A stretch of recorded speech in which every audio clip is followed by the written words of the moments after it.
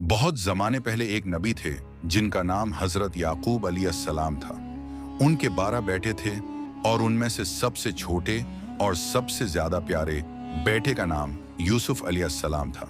हज़रत याकूब अलैहिस्सलाम यूसुफ से बहुत मोहब्बत करते थे। यूसुफ के भाई इस बात से जलते थे कि हमारे वालिद हमें कम और यूसुफ को ज़्यादा चाहते हैं। एक दिन उन्होंने फैसला किया कि यूसुफ को अपने वालिद से दूर कर दें। वो यूसुफ को जंगल में ले गए और एक कन्वे में डाल दिया। फिर जाकर अपने वालिद से झूठ बोल दिया कि यूसुफ को भेड़िया खा गया। अल्लाह ताला ने हजरत यूसुफ की हिफाजत की।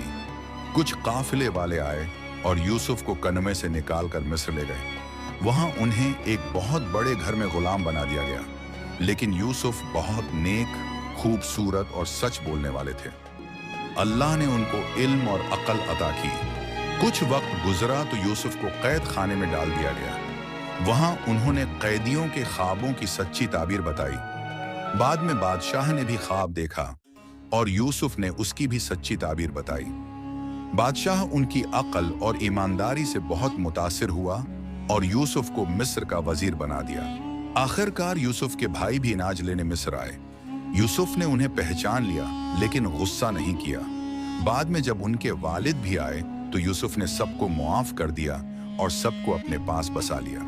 अल्लाह के नबी हमेशा सब्र और सच्चाई के साथ जिंदगी गुजारते हैं। हसद, झूठ और जुल्म करने वालों को नुकसान होता है, लेकिन सब्र करने वालों को आखिरकार कामयाबी और इज्जत मिलती है।